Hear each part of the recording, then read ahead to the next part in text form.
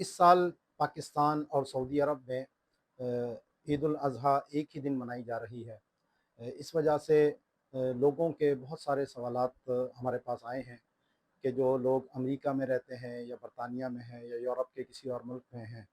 یا کینیڈا یا آسٹریلیا وغیرہ میں ہیں یا سعودی عرب میں ہیں، تو ان کی طرف سے بہت سے لوگ پاکستان میں اپنی قربانیاں کرواتے ہیں۔ تو ان کی قربانی کس وقت کی جائے گی؟ اس وقت یہ ایک بہت ہی لوگوں میں اس حوالے سے الجھن یا کنفیوژن پائی جاتی ہے۔ تو یہ ویڈیو میں اس لیے ریکارڈ کرا رہا ہوں تاکہ آپ کو آسانی کے ساتھ یہ مسئلہ سمجھ میں آ سکے۔ یاد رکھیے کہ قربانی کے لیے ایک تو ہے نفس وجوب، یعنی قربانی ذمے پر کس وقت آتی ہے، اور دوسرا ہے اس قربانی کو ادا کرنا۔ تو نفس وجوب کا تعلق جو ہے وہ وقت سے ہے، یعنی قربانی واجب اس وقت ہوتی ہے کہ جب طلوع فجر ہو جائے یوم نحر کی، یعنی 10 تاریخ کی جب طلوع فجر ہوتی ہے، اور اس وقت اگر کسی کے پاس جو قربانی کے واجب ہونے کی شرائط ہیں وہ ساری پائی جائیں تو اس کے اوپر قربانی واجب ہو جاتی ہے۔ وقت سے پہلے قربانی ادا نہیں کی جا سکتی، کیونکہ ابھی وجوب ذمے پر آیا ہی نہیں۔ جیسے کہ نماز وقت سے پہلے ادا نہیں کی جا سکتی کیونکہ ابھی فرض ہی ہوئی، وہ اس وقت کی نماز فرض ہی نہیں ہوئی، تو ایسے ہی یہاں قربانی کا بھی معاملہ ہے۔ اور دوسرا ہے قربانی کی ادائیگی۔ تو اس کے لیے پھر شہر اور گاؤں کا فرق کیا جاتا ہے کہ اگر شہر میں قربانی کی جا رہی ہو تو وہاں ایک عید کی نماز، یعنی کہیں پر بھی پہلی دفعہ عید کی نماز ادا کی جا چکی ہو، بھلے قربانی کرنے والے نے خود بھی عید کی نماز ادا کی ہو یا نہ کی ہو، تو اس کا تعلق ہے۔ اور اگر دیہات میں ایسی جگہ جہاں جمعہ یا عید کی نماز نہیں ہوتی، تو وہاں پر طلوع فجر کے فوراً بعد بھی قربانی کی جا سکتی ہے۔ اب ہم اس مسئلے کو دیکھتے ہیں کہ پاکستان میں جو وقت ہے وہ کچھ اور ہے، اور سعودی عرب 2 گھنٹے ہم سے پیچھے ہے، یا یورپ میں بہت سے ممالک ہیں، کوئی 4 گھنٹے ہے، کوئی 5 گھنٹے ہے، کوئی 6 گھنٹے ہیں۔ اسی طریقے سے امریکہ ہے تو 10 گھنٹے سے 12 گھنٹے جو ہے وہ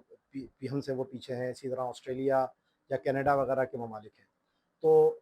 اب جہاں پر بھی جو شخص موجود ہے جس کی طرف سے قربانی کی جا رہی ہے، تو اس کے لیے اگر اس کی طرف سے قربانی کرنی ہے تو سب سے پہلے تو یہ ضروری ہے کہ وہاں پر طلوع فجر ہو چکی ہو، اور اگر طلوع فجر نہیں ہوئی تو پھر ان کی طرف سے وہ واجب ادا نہیں ہوا۔ اب یہ ضروری نہیں ہے کہ اس وقت پاکستان میں یا کراچی کی اگر ہم بات کریں کہ اس وقت جو طلوع فجر ہے تو وہاں پر بھی یہی وقت ہو۔ مثال کے طور پر آج کراچی کے اندر جو طلوع فجر کا وقت تھا وہ 4:17 تھا،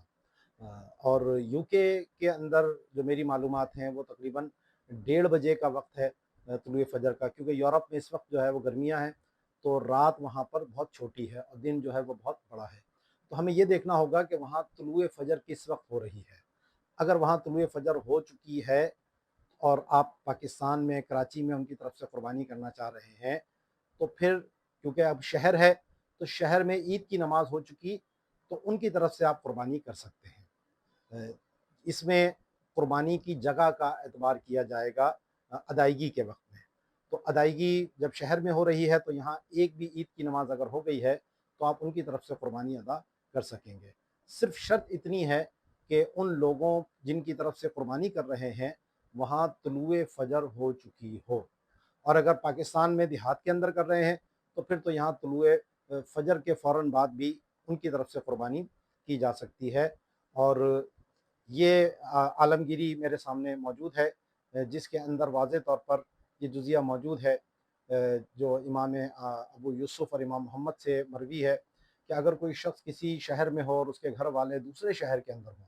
اور وہ ان کے پاس خط بھیجتا ہے کہ اس کی طرف سے وہ لوگ قربانی کر دیں، تو فرماتے ہیں فَإِنَّهُ يُعْتَبَرُ مکان التضحیتی، تو اس میں اعتبار جو ہے وہ قربانی کی جگہ کا ہوگا۔ یعنی اگر وہاں پر عید کی نماز ہو گئی ہے جہاں پر قربانی کی جا رہی ہے،